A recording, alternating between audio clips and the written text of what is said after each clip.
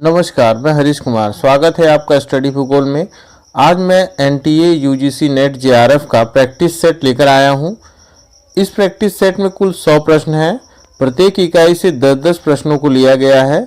यह practice set UP assistant professor, UP TGT PGT, UP GIC GDC आदि प्रतियोगी परीक्षाओं में समान रूप से उपयोगी है। तो चलिए शुरू करते हैं। प्रश्न संख्या 1 सुमेलित कीजिए। एक तरफ भूगोलवेताओं को दिया गया है, दूसरी तरफ संकल्पना और पुस्तकों को। भूगोलवेता में डटन, पावेल, वुलरीज और मॉर्गन और जोली हैं। संकल्पना और पुस्तक में आधार तल, भू संतुलन and outline of geomorphology. Dutton महोदय का सेकंड होगा भू संतुलन, पावेल महोदय का पहला है आधार तल, वुलरीज और मॉर्गन का है एन आउटलाइन ऑफ जियोमॉर्फोलॉजी और जोली महोदय की पुस्तक है the surface history of the earth. Question number 2 plate एक दूसरे के संदर्भ में एवं पृथ्वी के घूर्णन अक्ष के संदर्भ में निरंतर गतिशील अवस्था में है। इस गति के निम्नलिखित कारण है। सत्य कथन कथनों का चयन करें। इसमें पहला कथन है कम घनत्व के चट्टानों से निर्मित होने के कारण प्लेट नीचे स्थित मेंटल के प्लास्टिक सतह पर तैर रहे हैं। दूसरा कथन है कुछ विद्वानों के अनुसार प्लेट कटकों एवं ट्रेंचों के बीच गुरुत्वाकर्षण के प्रभाव से खिसकते हैं। तीसरा है एक अन्य मान्यता यह है कि कटकों पर मैग्मा के निरंतर प्रवाह के कारण प्लेटों में खिसकाव होता है। और चौथा कथन है हैरी हेन्स के संवहन तरंग सिद्धांत के आधार पर भी प्लेटों की गति की व्याख्या होती है। इसमें हमारा चौथा कथन जो है वो गलत है, बाकी पहला, दूसरा, तीसरा कथन सत्य है। इसमें हैरी हेन्स की जगह आर्थर होम्स होगा। आर्थर होम्स के संवहन तरंग सिद्धांत के आधार पर भी प्लेटों की गति की व्याख्या होती है। इस प्रकार हमारा उत्तर ए होगा। 1, 2 और 3 सही है। अगला प्रश्न है निम्न में से असत्य कथन का चयन करें। पहला ऑप्शन है समान भूकंप तीव्रता वाले स्थानों को मिलाने वाली रेखा को समभूकंप रेखा आइसोसिस्मल लाइन कहते हैं। दूसरा है एक समय पर पहुंचने वाली तरंगों को मिलाने वाली रेखा को सहभूकंप रेखा होमोसिस्मल लाइन कहते हैं। सी ऑप्शन है झुकाव वाले भूकंपीय उत्पत्ति क्षेत्र बेनियॉफ जोन कहलाते हैं। चौथा ऑप्शन है भूकंप की तीव्रता तथा इससे होने वाली हानि अधिकेंद्र पर न्यूनतम होती है। ऑप्शन डी हमारा गलत है। भूकंप की तीव्रता तथा इससे होने वाली हानि अधिकेंद्र पर अधिकतम होती है, न कि न्यूनतम। और बाकी सारे ऑप्शन हमारे सही हैं। समान भूकंप तीव्रता वाले स्थानों को मिलाने वाली रेखा को समभूकंप रेखा या आइसोसिस्मल लाइन कहते हैं, ये सही है। एक समय पर पहुंचने वाली तरंगों को मिलाने वाली रेखा को सहभूकंप रेखा होमोसिस्मल लाइन कहते हैं, ये भी सही है। झुकाव वाले भूकंपीय उत्पत्ति क्षेत्र बेनियॉफ जोन कहलाते हैं, ये भी सही है। क्वेश्चन नंबर 4 सुमेलित करना है। सर्क या हिमगह्वर, पोनार, टोम्बोलो, ड्राइकांटर। दूसरी तरफ है पवन निर्मित, सागरीय जल निर्मित, कास्ट निर्मित, हिमानी निर्मित। सर्क या हिमगह्वर जो है ये हिमानी निर्मित होता है। पोनार जो है वो कास्ट स्थलाकृति है, कास्ट निर्मित है। टोम्बोलो ये सागरीय जल द्वारा निर्मित होते हैं और ड्राइकांटर जो है ये पवन द्वारा निर्मित होते हैं। अगला प्रश्न है निम्न में से कौन सा सुमेलित नहीं है। कंदरा उत्पत्ति के सिद्धांत। इसमें ऑप्शन ए है डेविस द्विचक्रीय सिद्धांत, ये सही है। गार्डनर स्थैतिक जलमंडल सिद्धांत, ये भी सही है। बी ऑप्शन है मैलाट चढ़ाई का सिद्धांत, ये भी सही है। और ये है पावेल भौम जल स्तर सिद्धांत, ये गलत है। भौम जल स्तर सिद्धांत स्विंटन महोदय का है। अगला प्रश्न है भूसन्नति सिद्धांत शब्दावली सुमेलित करना है। एक तरफ दिया है और दूसरी तरफ उनका अर्थ। भूसन्नति सिद्धांत शब्दावली में अग्रदेश, रैनकेटेन, श्वासीनबर्ग, नॉर्वे दिया है। अर्थ में वलन से अप्रभावित भाग, मध्यपिंड, अत्यधिक संपीड़नात्मक बल के कारण मध्यपिंड अनुपस्थित, भूसन्नति के किनारों पर 2 पर्वत श्रेणियां, भूसन्नति के किनारे पर दृढ़ भूखंड। अग्रदेश फोरलैंड का हमारा होगा डी 4th।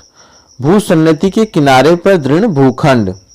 रैंडकेटिन जो होगा हमारा उसका 3 होगा भूसन्नति के किनारे पर 2 पर्वत श्रेणियां। श्वासिनबर्ग जो है इसका पहला होगा वलन से अप्रभावित भाग मध्यपिंड, और नॉर्वे जो है इसका सेकंड होगा अत्यधिक संपीड़नात्मक बल के कारण मध्यपिंड अनुपस्थित। क्वेश्चन नंबर 7 ये कथन कारण का है। कथन ए, एक सक्रिय चक्र में बाधा उत्पन्न होने पर स्थलखंड पर नए चक्र का प्रारंभ होना नवोन्मेष या पुनर्युवन कहलाता है। कारण आर, एक से अधिक अपवर्तन चक्रों द्वारा निर्मित स्थलाकृति को बहुचक्रीय स्थलाकृति कहा जाता है। हमारा कथन और कारण दोनों ही सही है मगर ये व्याख्या नहीं कर रहा। इस प्रकार हमारा उत्तर बी होगा। ए तथा आर दोनों सही है तथा आर ए की सही व्याख्या नहीं करता। क्वेश्चन नंबर 8 सत्य कथन का चयन करें। पहला कथन है वायुमंडल में जलवाष्प की कुल मात्रा का आधा भाग 2000 मीटर की ऊंचाई से नीचे ही प्राप्त होता है। दूसरा है ऊंचाई के साथ वायुमंडल में जलवाष्प की मात्रा एक समान रहती है। तीसरा है ओजोन ऑक्सीजन का ही विशेष रूप है। चौथा है ओजोन सूर्य से आने वाली पराबैंगनी किरणों को अवशोषण नहीं करती। इसमें से सत्य कथन बताना है। इसमें हमारा दूसरा कथन जो है वो गलत है। ऊंचाई के साथ वायुमंडल में जलवाष्प की मात्रा एक समान रहती है, ये गलत है। एक समान नहीं रहती, ऊंचाई के साथ जलवाष्प की मात्रा कम होती चली जाती है। और इसमें चौथा ऑप्शन भी हमारा गलत है। ओजोन सूर्य से आने वाली पराबैंगनी किरणों का अवशोषण नहीं करती, जबकि यह अवशोषण करती है।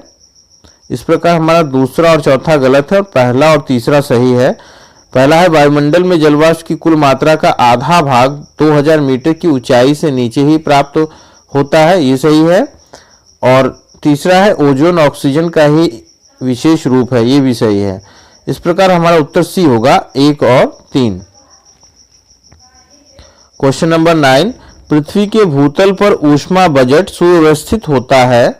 ऑप्शन है सूर्य से आने वाली लघु तरंगीय विकिरण से, बी है पृथ्वी द्वारा अवशोषित ऊष्मा से, सी सूर्य से प्राप्त हुई लघु विकिरण तथा पार्थिव विकिरण से, और डी है बादलों द्वारा अवशोषण से।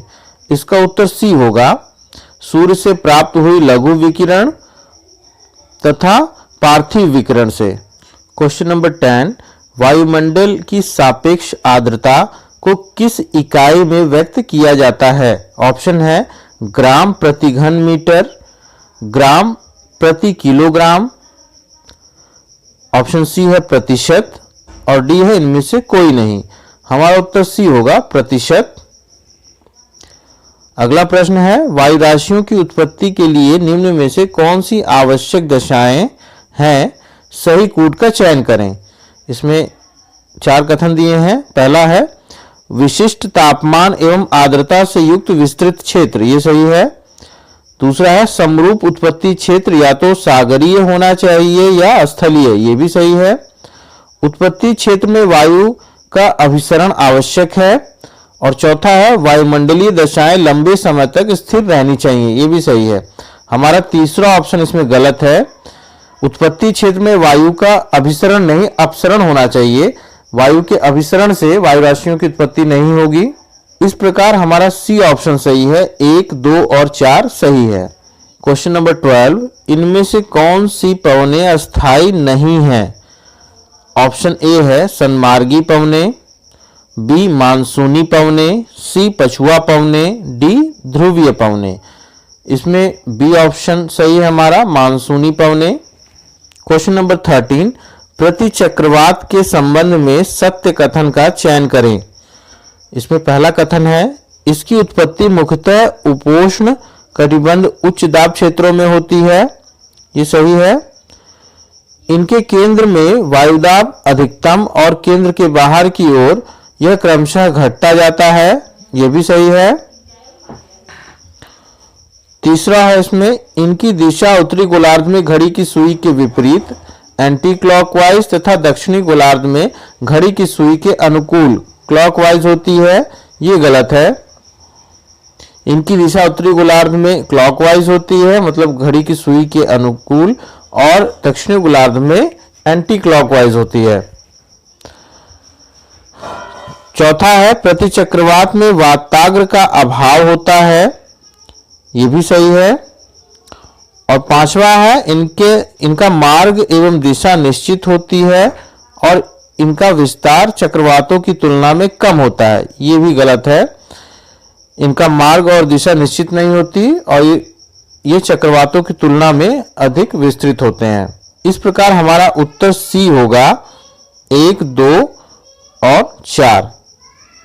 क्वेश्चन नंबर 14 कथन कारण का है। कथन ए, पवन एवं सागरीय धाराओं द्वारा ऊष्मा का स्थानांतरण निम्न अक्षांशों से उच्च अक्षांशों की ओर होता है, ये सही है। कारण आर, ऊष्मा के असंतुलन के कारण ही पवने एवं समुद्री धाराओं की उत्पत्ति होती है, ये भी सही है, परंतु ये व्याख्या नहीं कर रहा है। इसका उत्तर बी होगा। ए तथा आर दोनों सही है तथा आर एक ही सही व्याख्या नहीं करता है। क्वेश्चन नंबर 15 महाद्वीपीय मग्न तट होता है। ऑप्शन है महाद्वीपों का तटीय भाग, बी है तटीय रेखा की दोनों ओर सक्रिय पट्टी, सी है तटों के समीप की अपेक्षाकृत सक्रिय एवं उथली महासागरीय पेटी, और डी है महाद्वीपीय ढाल के तुरंत नीचे का उच्चावच। इसमें सी हमारा सही है, तटों के समीप की अपेक्षाकृत सक्रिय एवं उथली महासागरीय पेटी। अगला प्रश्न है जब अल नीनो आती है तो वह किस महासागरीय धारा को विस्थापित करती है। ऑप्शन है हम्बोल्ट, दूसरा है पूर्वी ऑस्ट्रेलियन, सी है मानसूनी अपवाह और डी है गिनी की धारा।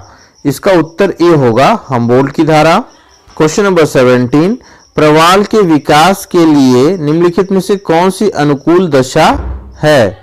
ऑप्शन है 100 मीटर से अधिक की महासागरीय गहराई, बी नदियों का शुद्ध जल, सी 35% से ज्यादा महासागरीय जल की लवणता, और डी है महासागरीय जल का तापमान 20 डिग्री सेंटीग्रेड से 22 डिग्री सेंटीग्रेड हो। हमारा डी ऑप्शन सही है, इसमें महासागरीय जल का तापमान 20 डिग्री सेंटीग्रेड से 22 डिग्री सेंटीग्रेड हो। अगला प्रश्न सुमेलित करना है। नेरेटिक पदार्थ, पेलेजिक पदार्थ, टेरापोड सिंधुपंख, डायटम सिंधुपंख, और दूसरी तरफ दिया है प्लवक मोलस्क के कवच, सूक्ष्म वनस्पति कवच, समुद्री जीवों एवं वनस्पतियों के मृत अवशिष्ट, और चौथा है गहन सागरीय शैवाल जिन्हें ऊज भी कहते हैं। नेरेटिक पदार्थ का थर्ड होगा, इसमें समुद्री जीवों एवं वनस्पतियों के मृत अवशिष्ट। पेलेजिक पदार्थ का फोर्थ होगा गहन सागरीय शैवाल, इन्हें ऊज भी कहते हैं। टेरापोड सिंधुपंख का पहला होगा प्लवक मोलस्क के कवच, और डाइटम सिंधुपंख सूक्ष्म वनस्पति कवच। क्वेश्चन नंबर 19 खाद्य श्रृंखला निम्नलिखित में से किसे संदर्भित करता है। ऑप्शन ए खाद्यान्नों को एक देश से दूसरे देश में स्थानांतरित करना, ये गलत है। खाद्यान्नों का बड़े पैमाने पर उत्पादन करना, ये भी गलत है। आम जनता के लिए खाद्यान्नों के वितरण की प्रणाली की व्यवस्था करना, ये भी गलत है। हमारा डी ऑप्शन सही होगा, भोजन का एक जैविक समुदाय से दूसरे जैविक समुदाय को स्थानांतरित करना। अगला प्रश्न है निम्नलिखित में से कौन सी मिट्टी शंकुधारी वन क्षेत्रों में पाई जाती है। ऑप्शन ए जलोढ़, option B laterite, option C podzol, option D chernozem. इसका उत्तर सी होगा पॉटजोल मिट्टी। क्वेश्चन नंबर 21 सुमेलित कीजिए। एक तरफ पोषण स्तर दिए हैं, दूसरी तरफ मांसाहारी, स्वपोषित, प्राथमिक उपभोक्ता, अपघटक।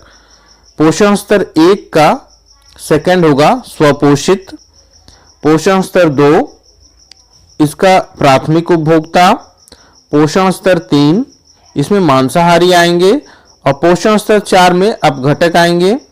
क्वेश्चन नंबर 22 यह कहा जाता है कि विश्व में सबसे मूर्खतापूर्ण बात यह है कि मानव ने प्रकृति पर विजय प्राप्त कर ली है।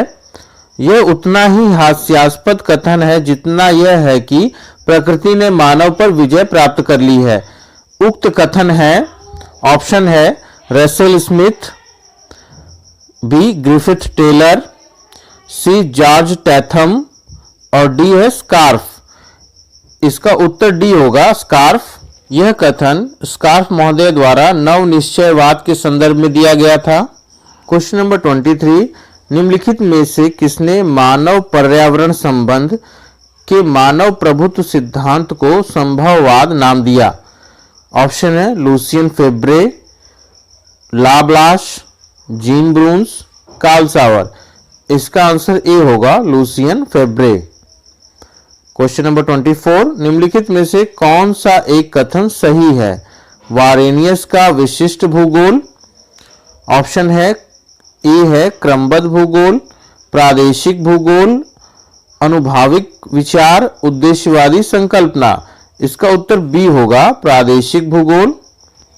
वारेनियस का विशिष्ट भूगोल जो है वो प्रादेशिक भूगोल है। अगला प्रश्न है, हम्बोल्ट ने भौगोलिक अध्ययन के लिए निम्नलिखित विधि तंत्र मेथोडोलॉजी को अपनाया। सत्य कथन का चयन करें। पहला है अनुभाविक विधि, ये सही है। दूसरा है क्रमबद्ध प्रणाली, ये भी सही है। तीसरा है तुलनात्मक विधि, ये भी सही है। चौथा है कार्टोग्राफिकल विधि, ये भी सही है। पांचवा है निगमनात्मक विधि, ये गलत है। और छठवां है उद्देश्यवादी विधि, ये भी गलत है। हमारा उत्तर 1, 2, 3, 4 सही है, अर्थात बी हमारा सही है ऑप्शन। निगमनात्मक विधि और उद्देश्यवादी विधि रीटर महोदय ने अपनाया था। अगला प्रश्न है, निम्नलिखित में से कौन सा प्रथम वैज्ञानिक भूगोलवेता था जिसने ठोस सिद्धांतों पर विषुवत रेखा की लंबाई का पता लगाया? ऑप्शन है हेरोडोटस, हिकेटियस, एनेक्जिमेंडर और डी है एराटोस्थेनीज। हमारा उत्तर डी होगा, एराटोस्थेनीज। अगला प्रश्न सुमेलित करना है। एक तरफ भूगोलवेता के नाम दिए हैं, दूसरी तरफ उनकी पुस्तक या रचनाओं को दिया गया है। भूगोलवेता में विलियम बुंगे, इनकी पुस्तक थियोरेटिकल ज्योग्राफी, सैद्धांतिक भूगोल। पीटर हैगेट, इनकी पुस्तक है locational analysis in human geography. फिर सैंपल, इनका ए होगा भूमध्य सागरीय प्रदेश का भूगोल। और डी है अनुचिन, इनका दूसरा है भूगोल की सैद्धांतिक समस्याएं। क्वेश्चन नंबर 28, निम्न में से रेडजल के संदर्भ में सत्य कथन का चयन करें। पहला कथन है, रेडजल के दर्शन ने ही 1930 के दशक में जर्मन नीति का निर्धारण किया, जिसका परिणाम द्वितीय विश्व युद्ध था। ये सही है। रेडजल के काल में ही भौतिक भूगोल बनाम मानव भूगोल की द्वैधता का विवाद आरंभ हुआ, ये भी सही है। तीसरा है इसमें एंथ्रोपोजियोग्राफी में भिन्न भौतिक लक्षणों एवं स्थितियों का मानव जीवन शैली पर पड़ने वाले प्रभावों का वर्णन किया गया है, ये भी सही है। और चौथा इसमें रेडजल ने लेविनश्रम की संकल्पना दी, इसे संक्षेप में रहने के लिए स्थान, लिविंग स्पेस भी कहते हैं, ये भी सही है। इस प्रकार हमारा उत्तर डी होगा, उपरोक्त सभी सत्य हैं। क्वेश्चन नंबर 29, जनसंख्या विस्फोट की स्थिति उत्पन्न होती है जब, ऑप्शन है उच्च जन्म दर तथा निम्न मृत्यु दर हो, बी उच्च जन्म दर तथा उच्च मृत्यु दर हो, सी निम्न जन्म दर तथा उच्च मृत्यु दर हो और डी है निम्न जन्म दर तथा निम्न मृत्यु दर हो। इसका उत्तर ए होगा, उच्च जन्म दर तथा निम्न मृत्यु दर हो। अगला प्रश्न है, सुमेलित कीजिए। एक तरफ भूगोलवेता है, दूसरी तरफ पुस्तक और उनकी रचनाओं को दिया गया है। एडवर्ड वेस्ट, इनकी पुस्तक है essay on the application of capital to land. Sidgwick, इनकी पुस्तक है principle of political economy. C है इसमें रेमंड पर्ल, इनकी पुस्तक है the biology of population growth. और हेनरी जॉर्ज डी, इनका पहला है progress and poverty. Question number 31, गतिशीलता संक्रमण मॉडल का प्रतिपादन किस भूगोलवेता ने किया था? ऑप्शन ए है हैंगर स्टैंड, बी है ली, सी है रैली और डी है जेलेंस्की। इसका उत्तर डी होगा, जेलेंस्की।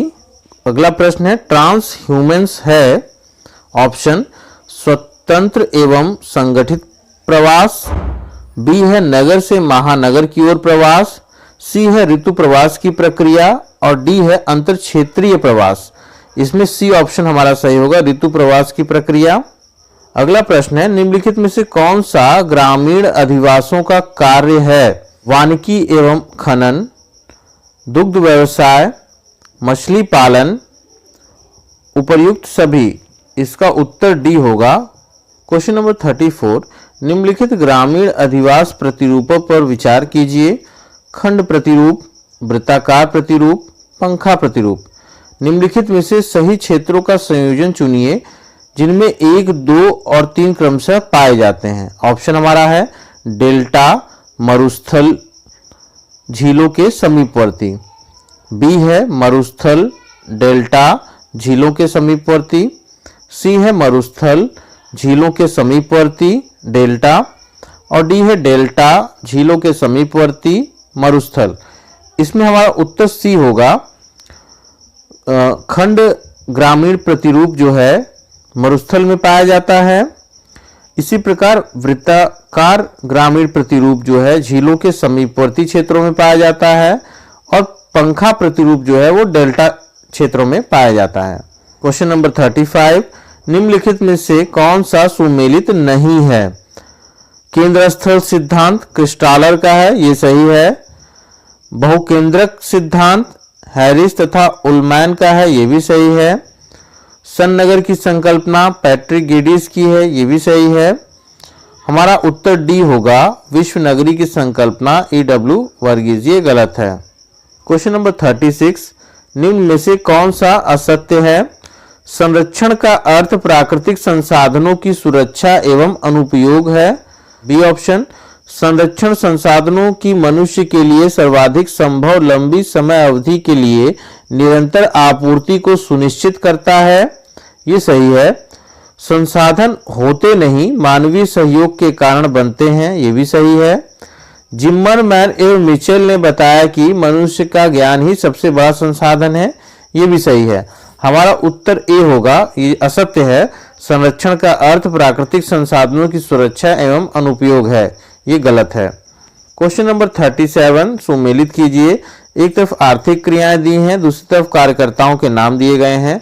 प्राथमिक क्रिया में लाल कॉलर कार्यकर्ता, द्वितीयक क्रियाएं में नीला कॉलर कार्यकर्ता, सेवा क्षेत्र में गुलाबी कॉलर कार्यकर्ता, चतुर्थक क्रियाओं में सफेद कॉलर कार्यकर्ता और पंचक क्रियाओं में स्वर्ण कॉलर कार्यकर्ता कार्य करते हैं। क्वेश्चन नंबर 38, सन 1936 में डी ह्यूटलेसी महोदय ने विश्व को 13 कृषि प्रदेशों में बांटा। उन्होंने कृषि प्रदेशों के सीमांकन में किन तत्वों को आधार माना? पहला, इसमें फसलों और पशुओं का साहचर्य, ये सही है। कृषि की उत्पादन विधि, ये भी सही है। कृषि उत्पादों का उपयोग, ये भी सही है। पूंजी, श्रम एवं संगठनात्मक तत्व, ये भी सही है। कृषि उपकरण एवं जीवन यापन पद्धति, ये भी सही है। इस प्रकार हमारा उत्तर डी होगा, उपरोक्त सभी। क्वेश्चन नंबर 39, सुमेलित कीजिए। भूमि की वहन क्षमता पर आधारित विधि, इसका थर्ड होगा स्टाम्प महोदय। फसलों की क्षेत्रीय उत्पादकता का सूचकांक, इसका फोर्थ होगा शफी और एनएदी। पदानुक्रम गुणांक विधि, इसका केंडाल होगा। प्रति इकाई श्रमिक लागत पर उत्पादन की मात्रा पर आधारित विधि, ये खुसरो महोदय की है। क्वेश्चन नंबर 40, सुमेलित कीजिए। एक तरफ भूगोलवेताओं के नाम है और दूसरी तरफ उनकी पुस्तकों के नाम। D.M. स्मिथ 1971, इनकी पुस्तक है industrial location and economic geographical analysis. फिर बी है ग्रीन हार्ट 1956, इनकी पुस्तक है plant location in theory and practice. C है हुवर 1948, इनकी पुस्तक है location of economic activity.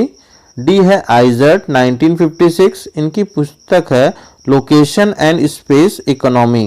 Question number 41, उपरोक्त चित्र किस सिद्धांत को प्रदर्शित कर रहा है? ऑप्शन है होटेलिंग का बाजार प्रतिस्पर्धा सिद्धांत, हूवर का न्यूनतम उत्पादन लागत सिद्धांत, सी है ग्रीनहार्ट का बाजार प्रतिस्पर्धा सिद्धांत और डी है आइजर्ट का बाजार प्रतिस्पर्धा सिद्धांत। इसका उत्तर ए होगा होटेलिंग का बाजार प्रतिस्पर्धा सिद्धांत। इस सिद्धांत में फेटर, होटलिंग और प्लेंडर महोदय ने अपने विचार व्यक्त किए हैं। क्वेश्चन नंबर 42, काम में कौन व्यापार संघ समाहित करता है? ऑप्शन है पश्चिमी यूरोप के देशों को, पूर्वी यूरोप के देशों को, उत्तरी अमेरिका के देशों को, कॉमनवेल्थ देशों को। इसका उत्तर बी होगा पूर्वी यूरोप के देशों को।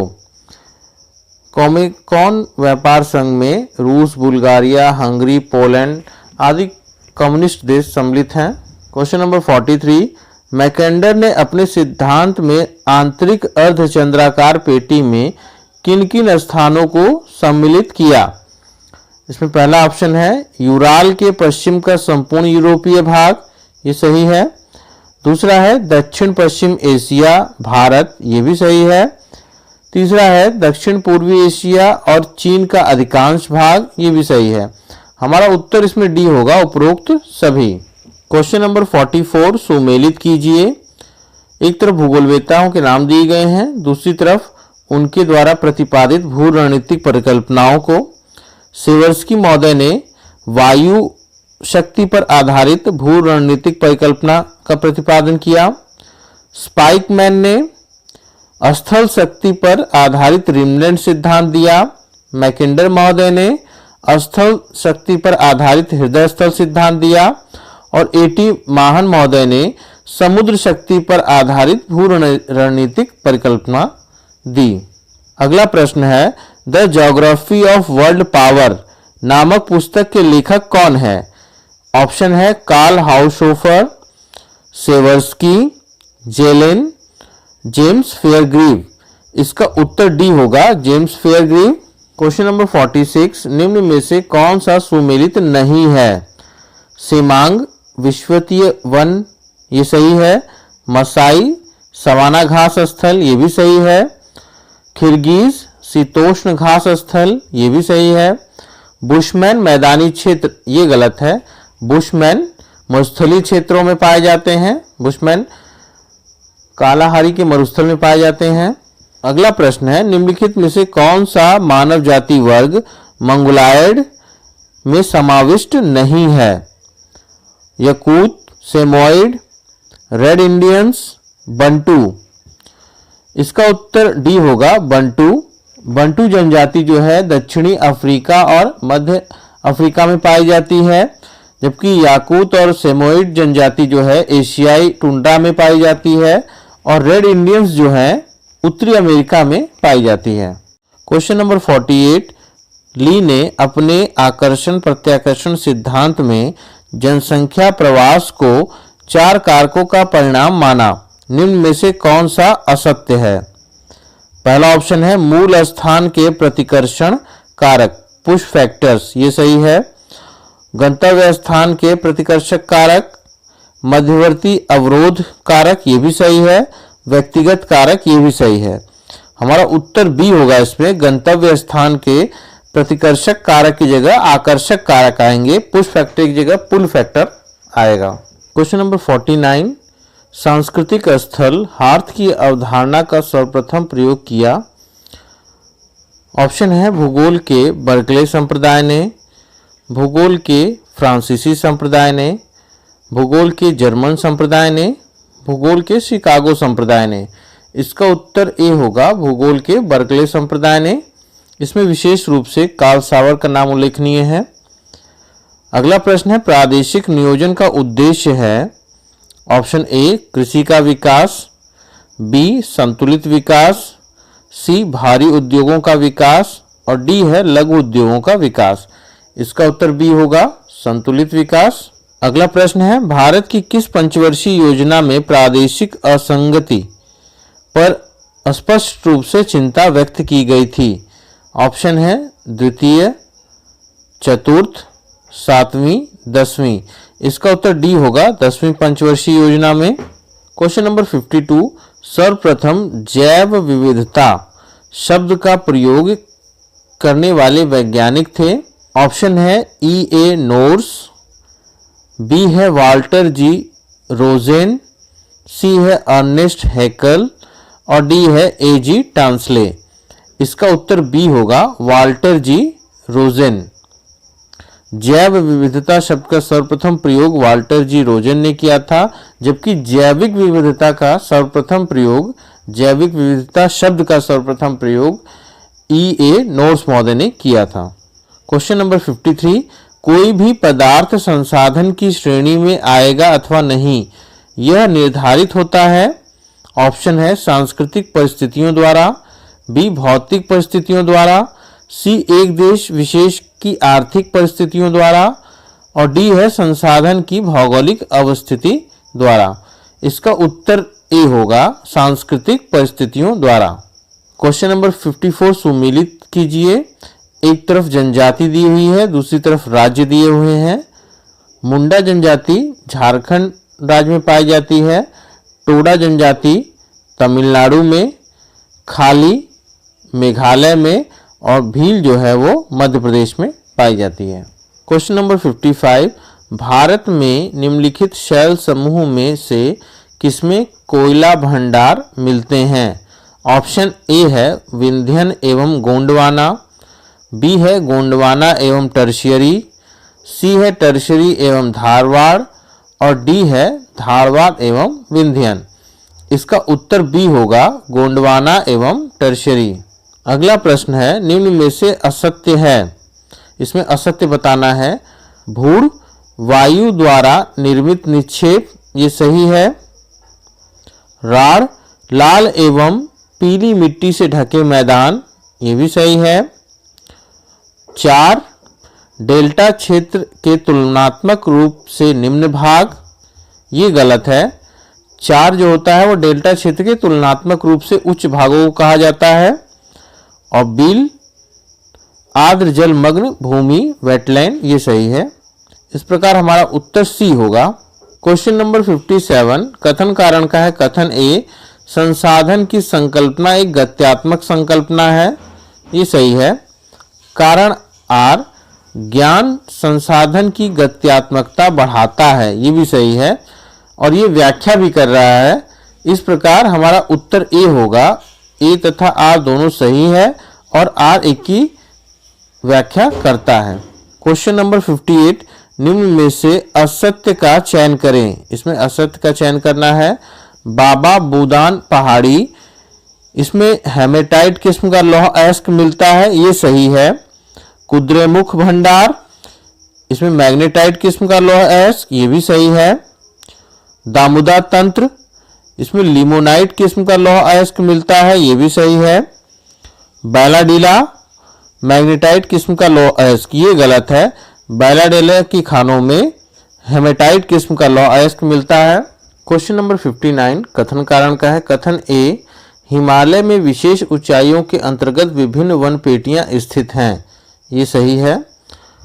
कारण आर, जलवायु विषमताओं के कारण हिमालय में विभिन्न प्रकार के वन पाए जाते हैं, ये भी सही है।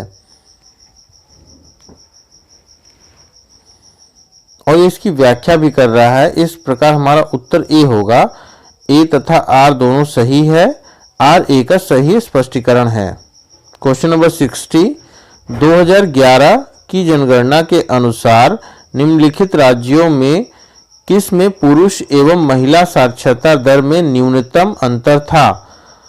ऑप्शन ए है मिजोरम, बी है केरल, सी नागालैंड और डी है मेघालय। इसका उत्तर डी होगा, मेघालय। अगला प्रश्न है, निम्नांकित कथनों में कौन सही नहीं है? पहला इसमें है तीस्ता नदी गंगा की सहायक है। दूसरा है उकाई बांध परियोजना तापी नदी पर स्थित है, ये सही है। दून लंबी पर्वतीय घाटियां हैं, ये भी सही है। कोरोमंडल तटीय मैदान मालाबार तटीय मैदान से अधिक चौड़ा है, ये भी सही है। हमारा उत्तर ए होगा, तीस्ता नदी गंगा की सहायक नहीं ब्रह्मपुत्र नदी की सहायक नदी है। अगला प्रश्न, भूमि उपयोग प्रतिरूप का सर्वोत्तम प्रदर्शन किया जा सकता है। ऑप्शन है रेखा चित्र द्वारा, बी है दंडारेख द्वारा, सी पाई आरेख द्वारा और डी है तारा आरेख द्वारा। इसका उत्तर सी होगा, पाई आरेख द्वारा। अगला प्रश्न, माध्य विचलन न्यूनतम होगा जब विचलनों को मापा जाएगा।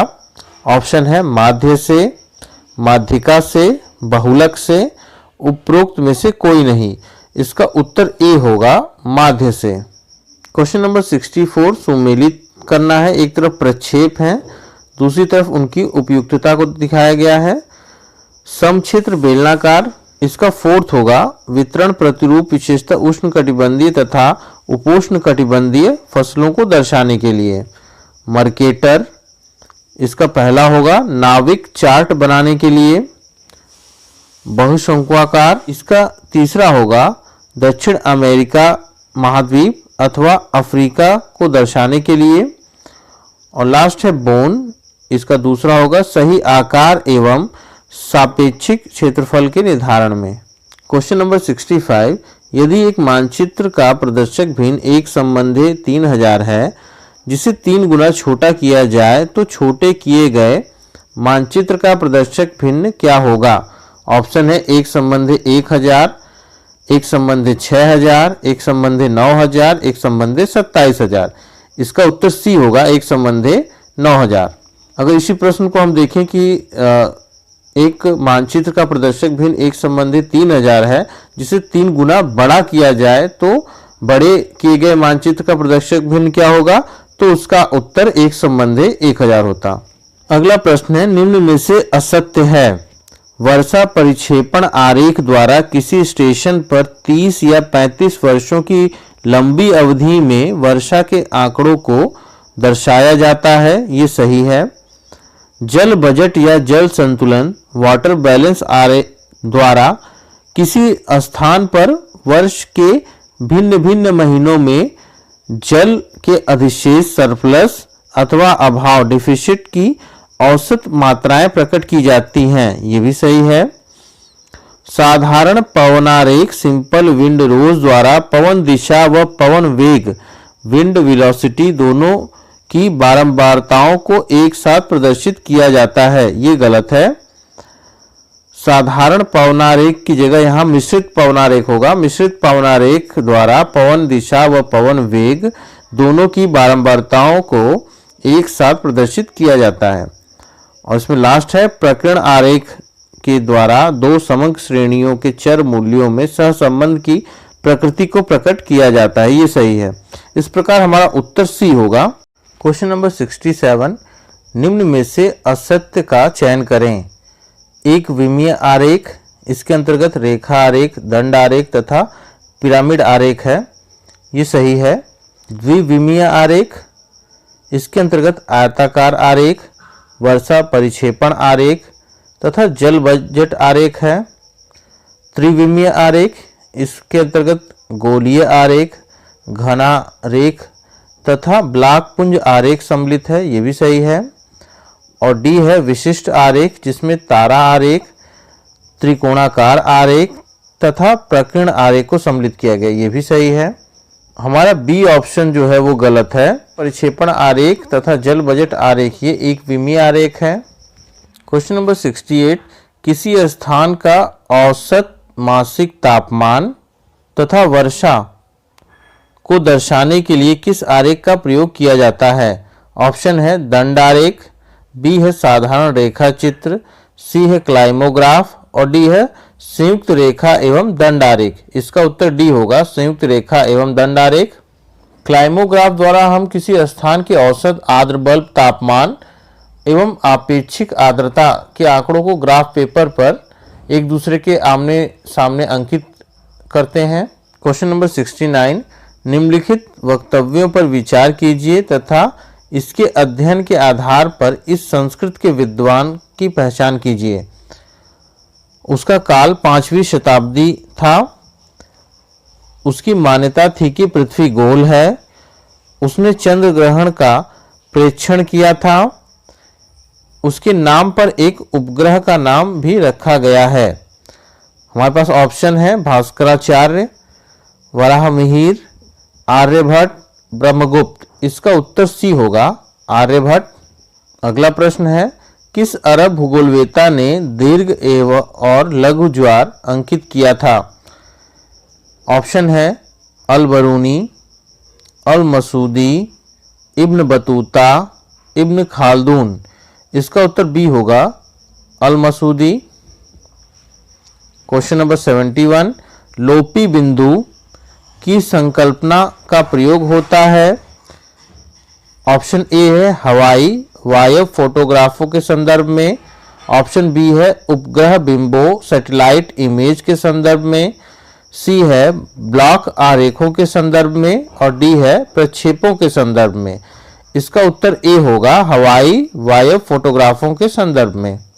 अगला प्रश्न है, विकर्ण मापनी सामान्यतः निम्नलिखित में से किसके लिए प्रयुक्त होती है? ऑप्शन ए है दीवार मानचित्र, बी है भूसंपत्ति मानचित्र, सी है लघु मापनी मानचित्र और डी है मध्य मापनी मानचित्र। इसका उत्तर बी होगा, भूसंपत्ति मानचित्र।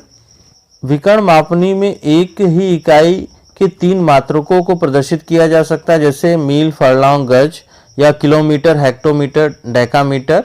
इस मापनी में 1 इंच या 1 सेंटीमीटर के 100वें भाग को दिखलाया जा सकता है। अगला प्रश्न है, यदि नति कोण 3 डिग्री से कम हो तो वायु फोटोग्राफ क्या कहलाती है? ऑप्शन है तिर्यक फोटोग्राफ, ऊर्ध्वाधर फोटोग्राफ, आर्थो फोटोग्राफ, टाइमेट्रोगन फोटोग्राफ। इसका उत्तर बी होगा, ऊर्ध्वाधर फोटोग्राफ। क्वेश्चन नंबर 74, निम्नलिखित कथनों पर विचार करें। सत्य कथन है, इसमें से सत्य कथन बताना है। पहला है, भूगोल में आमूल परिवर्तनवाद उसके स्थानिक विज्ञान के रूप का आलोचक है। दूसरा है, आमूल परिवर्तनवाद का उद्देश्य पूंजीवाद समाज का पुनर्गठन था। ये गलत है। भूगोल में आमूल परिवर्तनवाद अनुभववादी विधियों पर बहुत अधिक निर्भर करता था। ये भी गलत है। इस प्रकार इसका उत्तर ए होगा, केवल एक। भूगोल में आमूल परिवर्तनवाद उसके स्थानिक विज्ञान के रूप का आलोचक है। ये सही है। क्वेश्चन नंबर 75, महासागरों में तापीय प्रतिलोमन की अवस्था कहाँ पाई जाती है? ऑप्शन ए है उच्च अक्षांशों के बंद महासागरों में, बी है उच्च अक्षांशों के खुले महासागरों में, सी निम्न अक्षांशों के बंद महासागरों में और डी है उपरोक्त में से कोई नहीं। इसका उत्तर ए होगा, उच्च अक्षांशों के बंद महासागरों में। अगला प्रश्न है, निम्नलिखित खाद्य श्रृंखला में यदि हिरन को हटा दिया जाए तो क्या होगा? घास, हिरन, शेर। ऑप्शन है शेर की संख्या में वृद्धि, घास की मात्रा में कमी, सी है शेर घास खाने लगेगा और डी है शेर की संख्या घटेगी और घास की मात्रा बढ़ेगी। इसका उत्तर डी होगा, शेर की संख्या घटेगी और घास की मात्रा बढ़ेगी। क्वेश्चन नंबर 77, अभिकथन कारण का है। अभिकथन ए, उपलब्ध श्रम बाजार में महिला जनसंख्या के लिए काम करने के अवसर जितने अधिक होंगे, परिवार नियोजन की स्वीकार्यता भी अधिक होगी। ये सही है।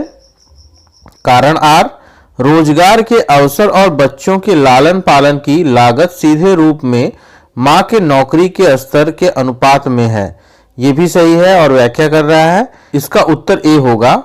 ए और आर दोनों सही है और आर तथा ए सही स्पष्टीकरण है। अगला प्रश्न है, निम्न में कौन सा लिंग विभेद का सूचक है? ऑप्शन है घरेलू हिंसा, ऑप्शन बी लिंग अनुपात, ऑप्शन सी पारिश्रमिक भेदभाव, ऑप्शन डी यौन उत्पीड़न। इसका उत्तर बी होगा, लिंग अनुपात। क्वेश्चन नंबर 79, टुमारोज बायोडायवर्सिटी पुस्तक के लेखक हैं। ऑप्शन ए है Vandana Shiva, B VK Sharma, C professor Savindra Singh, D M S Swaminathan. इसका उत्तर ए होगा वंदना शिवा। क्वेश्चन नंबर 80, किस प्रकार का विद्युत उत्पादक पावर प्लांट सामान्य प्रचालन परिस्थितियों में रेडियोधर्मिता सामग्री और टॉक्सिक पदार्थ जैसे कि लेड और आर्सेनिक उत्पन्न करते हैं? ऑप्शन है परमाणु, बी पन विद्युत, सी सौर और डी है कोल बर्निंग। इसका उत्तर ए होगा परमाणु। क्वेश्चन नंबर 81, सुमेलित कीजिए। एक तरफ कटक पठार दिए हैं, दूसरी तरफ महासागर। एम्स्टर्डम सेंट पॉल पठार ये हिंद महासागर में स्थित है। चैलेंजर राइस ये दक्षिण अटलांटिक महासागर में स्थित है। डॉल्फिन राइस ये उत्तरी अटलांटिक महासागर में स्थित है। जुआन डे फूका ये उत्तरी प्रशांत महासागर में स्थित है। अगला प्रश्न है 1884 में चैलेंजर अन्वेषण के समय किस भूगोलवेत्ता ने सागरों में 27 प्रकार के लवणों का पता लगाया? ऑप्शन ए है अल्फ्रेड मेयर, बी है डिटमार, सी है लाप्लास और डी है पोन्स डी लियोन। इसका उत्तर बी होगा डिटमार। क्वेश्चन नंबर 83, सुमेलित कीजिए। इसको सुमेलित करना है। एक तरफ अंतः सागरीय कंदरा सिद्धांत दिया गया है और दूसरी तरफ भूगोलवेत्ताओं के नाम। पहला है पंख तरंग सिद्धांत, ये डेविस महोदय का है। अंतः सागरीय घनत्व तरंग सिद्धांत ये शैलेश तथा फ्लोरेंस महोदय का है। भूपृष्ठीय अपरदन सिद्धांत ये डाना महोदय का है। पटल विरूपणी सिद्धांत ये डीएन डाडे, जेनसन तथा बॉरकार्ट महोदय का है। अगला प्रश्न है रिया तट निम्नलिखित में से किसका उदाहरण है? ऑप्शन ए निष्प्रभावित तटरेखा, ऑप्शन बी संयुक्त तटरेखा, ऑप्शन सी निमग्न ऊपरी भूमि तटरेखा, ऑप्शन डी उन्मज्जित ऊपरी भूमि तटरेखा। इसका उत्तर सी होगा निमग्न ऊपरी भूमि तटरेखा। अगला प्रश्न अभिकथन कारण का है। अभिकथन ए ज्वालामुखीय गतिविधियों और प्लेट के किनारे के बीच घनिष्ठ संबंध है, ये सही है। कारण आर विश्व के अधिकांश ज्वालामुखी अभिसारी प्लेट सीमाओं से संबंधित हैं, ये भी सही है। विश्व के लगभग 80% ज्वालामुखी क्रियाएं अभिसारी प्लेट सीमाओं के किनारे होती हैं और ये इसकी व्याख्या भी कर रहा है। हमारा उत्तर ए होगा। ए और आर दोनों सही है और आर ए की सही व्याख्या है। क्वेश्चन नंबर 86, निम्न में से असत्य कथन का चयन करें। पहला कथन है पृथ्वी के सतह से 14 से 55 किलोमीटर की ऊंचाई के मध्य ओजोन पाई जाती है, ये सही है। ओजोन पराबैंगनी किरणों को अवशोषित करती है, ये भी सही है। विषुवतरेखी क्षेत्र पराबैंगनी किरणों से अधिक असुरक्षित है और डी है पराबैंगनी किरणें जीवाणु को नष्ट कर देती हैं, ये भी सही है। हमारा उत्तर सी होगा। विषुवतरेखी क्षेत्र पराबैंगनी किरणों से अधिक असुरक्षित है, ये गलत है। जबकि ध्रुवीय क्षेत्र पराबैंगनी किरणों से अधिक असुरक्षित है। क्वेश्चन नंबर 87, अंतर उष्णकटिबंधीय अभिसरण ITC का तात्पर्य इनमें से किससे है? ऑप्शन ए ITC व्यापारिक पवनों का अभिसरण क्षेत्र है। ऑप्शन बी गर्मी के मौसम में उत्तरी गोलार्ध में ITC सर्वाधिक तापमान की रेखा मानी जाती है। ऑप्शन सी जनवरी के महीने में दक्षिणी गोलार्ध में ITC सर्वाधिक तापमान की रेखा मानी जाती है। और ऑप्शन डी ITC विषुवत रेखा के समानांतर स्थित है। इसका उत्तर ए होगा। ITC व्यापारिक पवनों का अभिसरण क्षेत्र है। क्वेश्चन नंबर 88, ग्रीष्म काल में तिब्बत के पठार पर ऊष्मन भारतीय मानसून के विकास का सबसे महत्वपूर्ण कारक है। यह कथन निम्न में से किसके द्वारा दिया गया था? ऑप्शन है हेली, न्यूबोल्ट, कोटेश्वरम, क्रेसी। इसका उत्तर सी होगा कोटेश्वरम। अगला प्रश्न है अभिकथन कारण का। अभिकथन ए हिमालय की पवनाभिमुख दिशा की ओर हिमरेखा ऊंची है, ये सही है। कारण आर हिमालय की पवनाभिमुख दिशा न्यूनतम वर्षा प्राप्त करती है। ये भी सही है और ये इसकी व्याख्या भी कर रहा है। इस प्रकार हमारा उत्तर ए होगा। दोनों ए तथा आर सही है तथा आर ए की सही व्याख्या करता है। क्वेश्चन नंबर 90, कालाकोट कोयला क्षेत्र स्थित है। ऑप्शन ए है हिमाचल प्रदेश, बी जम्मू एवं कश्मीर, सी झारखंड और डी मध्य प्रदेश। इसका उत्तर बी होगा जम्मू एवं कश्मीर। कालाकोट कोयला क्षेत्र जो है वो टर्शरी कालीन कोयला निक्षेप है। क्वेश्चन नंबर 91, कोपेन के बी जलवायु के संदर्भ में इनमें से कौन सा कथन सही नहीं है। ऑप्शन ए है बी जलवायु शुष्क जलवायु है, वर्षण की तुलना में वाष्पीकरण अधिक होता है। ये सही है। बी जलवायु अर्ध शुष्क मरुस्थल तथा स्टेपी को निरूपित करती है। ये भी सही है। बी जलवायु पृथ्वी के लगभग 25% स्थल क्षेत्र को निरूपित करती है। और डी है बी जलवायु में मरुद्भिद वनस्पति होती है। ये सही है। हमारा ऑप्शन सी गलत होगा। बी जलवायु पृथ्वी के लगभग 32% स्थल क्षेत्र को निरूपित करती है, ना कि 25%। क्वेश्चन नंबर 92 सुमेलित कीजिए। एक तरफ उद्योग है, दूसरी तरफ स्थान अवस्थिति दिया गया है। वायुयान, इसका सेकंड होगा सिएटल। पोत निर्माण, इसका फर्स्ट होगा बाल्टीमोर। ऑटोमोबाइल्स, इसका फोर्थ होगा डेट्रॉयट। और कृषि उपकरण, इसका थर्ड होगा शिकागो। क्वेश्चन नंबर 93, निम्नलिखित में से किस देश के बारे में यह कथन सही है। यह तथाकथित एक उच्च आय वाला समाज है जहां जीवन शैली अत्यंत साधारण है। इसका उत्तर होगा बी जापान। अगला प्रश्न है, निम्न में कौन सा असत्य है। एक तरफ दिया गया है पिग्मी जनजाति की उपजातियों के नाम और दूसरी तरफ उनके निवास क्षेत्र को। तवा जो है वह विषुवत रेखीय मध्य पेटी में निवास करती है। ये सही है। मबूती जो है वो विषुवत रेखा के उत्तर के क्षेत्रों में निवास करती है। ये भी सही है। बिंगा उत्तरी क्षेत्र में, गेसेरा दक्षिणी क्षेत्र में। गेसेरा दक्षिणी क्षेत्र में, ये सही है। और जबकि बिंगा है ये भी दक्षिणी क्षेत्र में निवास करती है। इस प्रकार हमारा उत्तर सी होगा। क्वेश्चन नंबर 95, प्रजाति शब्द वर्ग विशेष को प्रदर्शित करता है जिसकी सामान्य विशेषताएं आपस में समरूपता दर्शाती हैं। यह जैविक नस्ल है जिसके प्राकृतिक लक्षणों का योग दूसरी प्रजाति के प्राकृतिक लक्षणों के योग से भिन्न होता है। उक्त कथन किसके हैं। ऑप्शन है हैडन, हेल्डन, हाबेल, क्रोबर। इसका उत्तर ए होगा हैडन। क्वेश्चन नंबर 96, निम्न में से किन मान्यताओं पर माल्थस का जनसंख्या वृद्धि का सिद्धांत आधारित है। पहला है भोजन की आवश्यकता, ये सही है। दूसरा है स्त्री एवं पुरुष के बीच स्वाभाविक कामुकता, ये भी सही है। इस प्रकार हमारा उत्तर सी होगा, 1 और 2 दोनों। क्वेश्चन नंबर 97 सुमेलित कीजिए। एक तरफ जनजातीय आवास दिया गया है, दूसरी तरफ क्षेत्र या अवस्थिति को बताया गया है। पहला है आल, इसका फोर्थ है काकेशस पर्वत यूरोप।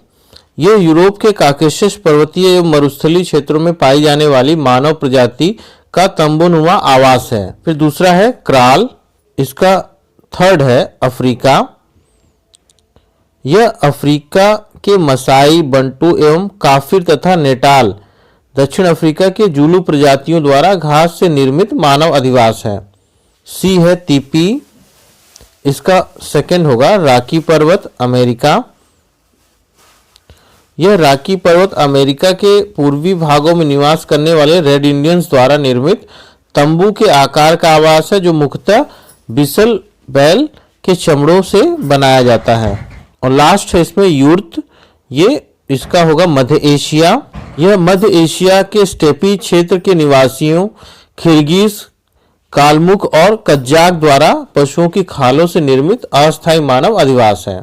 क्वेश्चन नंबर 98 अभिकथन कारण का है। अभिकथन ए, जनांकिकी संक्रमण में जनसंख्या प्रथम तथा अंतिम अवस्था में धीरे धीरे बढ़ती है। हालांकि यह बिल्कुल एक दूसरे के विपरीत अवस्थाओं का परिणाम है। कारण आर, जनसंख्या की धीमी वृद्धि उच्च जन्म दर तथा उच्च मृत्यु दर के कारण है। इसमें कथन और कारण दोनों ही सही है, मगर व्याख्या नहीं कर रहा। जनांकी संक्रमण की प्रथम अवस्था में उच्च जन्म दर और उच्च मृत्यु दर पाई जाती है, जिस कारण जनसंख्या की वृद्धि धीमी होती है। और जनांकिकी संक्रमण की चौथी अवस्था में निम्न जन्म दर और निम्न मृत्यु दर पाई जाती है, जिस कारण जनसंख्या धीमी गति से बढ़ती है। इस प्रकार हमारा उत्तर बी होगा। ए और आर दोनों सही है, परंतु आर ए का सही व्याख्या नहीं है।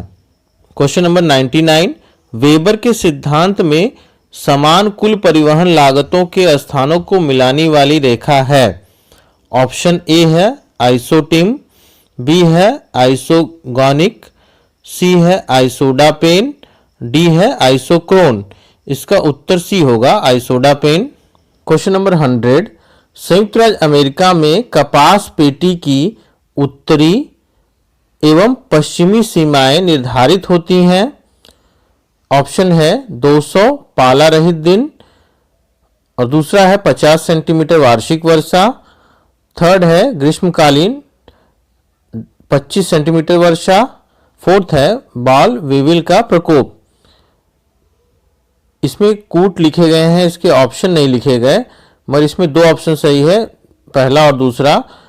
कपास पेटी की उत्तरी सीमा 200 पाला रहित दिनों से निर्धारित होती है और कपास पेटी की पश्चिमी सीमा 50 सेंटीमीटर वार्षिक वर्षा द्वारा निर्धारित होती है। इस प्रकार इसमें पहला और दूसरा हमारा सही है। ये था एनटीए यूजीसी नेट जेआरएफ का प्रैक्टिस सेट, जिसमें हमने 100 प्रश्नों को देखा। किसी प्रश्न पर कोई डाउट हो तो कमेंट सेक्शन में उसे अवश्य बताएं। इस पेपर का पीडीएफ मैंने अपने टेलीग्राम चैनल पर लगभग एक हफ्ते पहले ही डाल दिया था। अगर आपको इस पेपर का पीडीएफ डाउनलोड करना है तो हमारे टेलीग्राम चैनल को ज्वाइन करें, जिसका नाम है स्टडी भूगोल विद हरीश सर। वीडियो आपको अच्छा लगा हो तो हमारे चैनल को सब्सक्राइब करें, लाइक और शेयर करें। मिलते हैं अगले वीडियो में, तब तक के लिए धन्यवाद।